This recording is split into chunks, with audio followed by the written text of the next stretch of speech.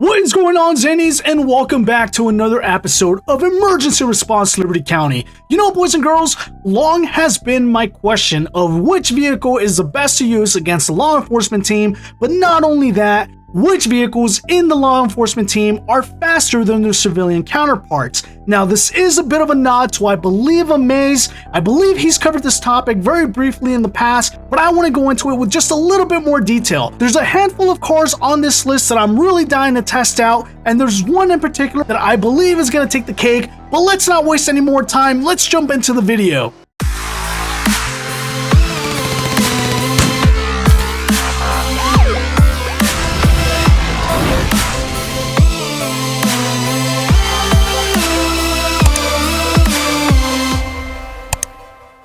Alright, boys and girls, and like I said, there is a handful of cars that I'm dying to try out. The first one is going to be the Falcon Prime EQS. This is obviously a legend, a staple, a reliable car in the law enforcement team all throughout any law enforcement game, I believe. We're also going to try out the 2022 Falcon Interceptor. We're going to try out the Chevron Amigo. We're going to try out the Fury. And then I'm also going to go into some what used to be the exotics or the top-end vehicles in the game, such as the Corvetta and even the BKM. Beginning with the staple, the vehicle that started it all, if I remember correctly, this car does not go over 130, or was it 120? I don't know. Here we go, quickly approaching the 100 mile per hour mark, and oh, just like that, it's all over. We are redlining. That is the sign we're looking for, full red line at 106 for the Prime EQS. Let's check out the civilian counterpart. Civilian version of the EQS, here we go, boys and girls. If it is going to be slow, it's probably going to be slower by about 5 miles, maybe 10 miles per hour. Let's see here, over the 80s. 106 is the number to beat, but we're not going to get anywhere near it with 94 miles per hour, topping it off on the civilian version. Over to the next cop car. Over to another hallmark in the law enforcement community, a vehicle that I know I directly associate with law enforcement. And ooh, the pickup is a little slow on this vehicle. Are we even going to hit 120 in this one? Here comes 100.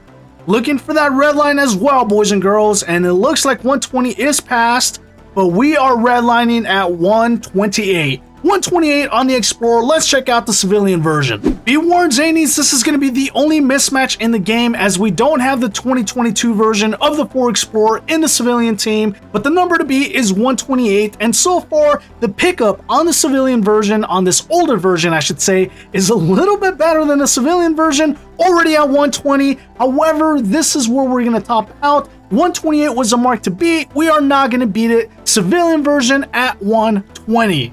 Over to the Amigo, and for this vehicle here, I do have high hopes. As you guys can see, the engine bars are somewhat exhausted, maybe just a half one before it's completely maxed out. So let's check it out. Here we go, boys and girls, with almost full lines on that engine bar with the Amigo, quickly heading into that 70 mile per hour mark, passing 80, passing 90, oh my goodness, passing 100. However, we are in that 6th gear. Are we going to go over 130? We did, but not over 140. 135 being the red line for the Amigo law enforcement version. With the Amigo now, boys and girls, the number to beat is 135 in the civilian version now. Quickly heading into those 80s, passing those 90s. Are we going to hit 100? We are. Once again, 135, closing in on 130. Oh my goodness. And 135 exact match, even playing field here. I am really surprised to see this, but at least now we know that you're going to have no problem potentially getting away in the Amigo. Wow, if that was only 135 with almost full bars, I gotta be honest, I'm not very optimistic to see what the Corvetta is going to bring, because that is full bars. In fact, that is the only vehicle with full bars in the game. So let's see here. Alright, Zany's going with the Corvetta. If we simply base this on the bars, then we should hit well over 135 with this vehicle. It's got the profile, it's got the wings. I'm a little interested. And oh, before I could even finish talking, are we redlining at 126? Is this for real? With full engine bars at 126 with the Corvetta? Wow, I gotta be honest, I am a little disappointed here. And this is where it's gonna get interesting, boys and girls. With the Corvette now, the number to beat is 126 in the civilian version. This vehicle is very, very strong. It was my go-to for a very long time. We'll see what it performs at. already over 100. We're nowhere near red line. Oh my God, is it gonna beat it? It did. Over 150 now. And 151 in the civilian version. It is significantly stronger than the law enforcement counterpart by almost 20 miles per hour.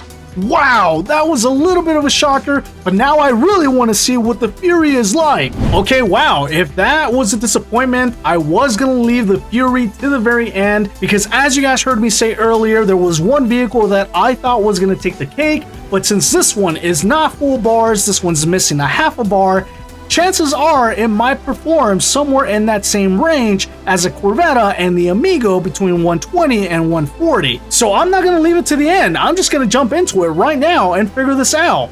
Going with the Fury, and I'm just going to tell you right now, Zanies, if this vehicle does not hit over 140, even 150, then there's no chance any of these law enforcement vehicles stand a chance against some of the civilian exotics.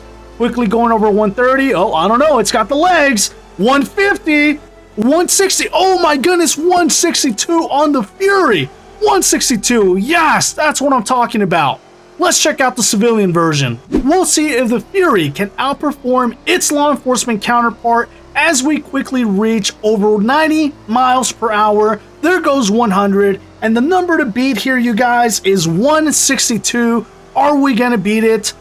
Oh my goodness, it's looking like we're not. We are going to top out at the exact same amount at 162 miles per hour. That's 162. I'm going to turn around. I'm going to do the exact same thing going the opposite way as we near 100 yet again. Here we go.